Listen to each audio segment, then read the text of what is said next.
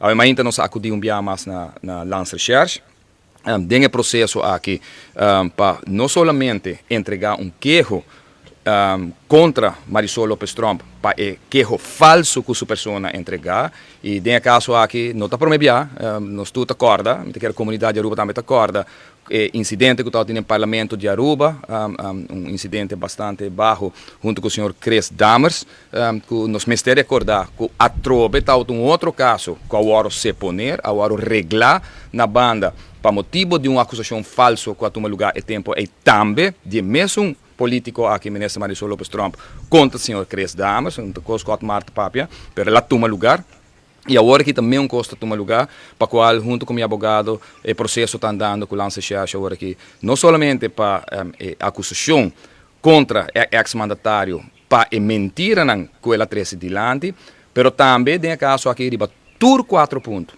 Tur 4 pontos que ela 13 dilante, de qual segundo 2 ou 3 agora questionado do Lance Recherche, nós vai entregar prova de todo o processo que o senhor Marisol Lopes Trump não somente a ganha Lance Recherche, no caso que o Ministério Público, mas que o senhor Marisol Lopes Trump, como ex-ministro, tem toda disposição de documento que está backup para mostrar que o que ele apresentar no Ministério Público estava uma mentira.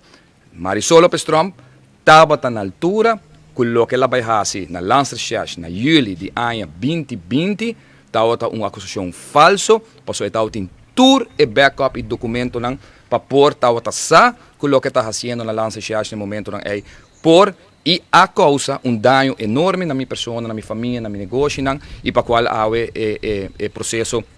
para o que trata e demanda aqui, no caso aqui,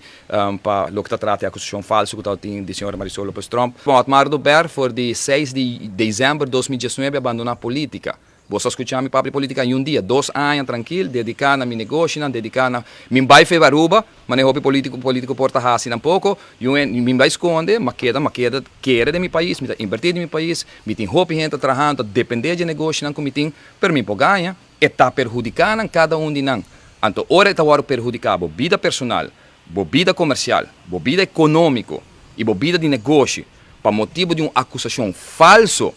E a base a trobe de revancha, para sobre a trobe, me lo quer que o senhor Marisol Lopes Trump está honesto e sincero, se na januário, maneira dentro da oficina, ela tem gente que não está trabalhando, perguntei,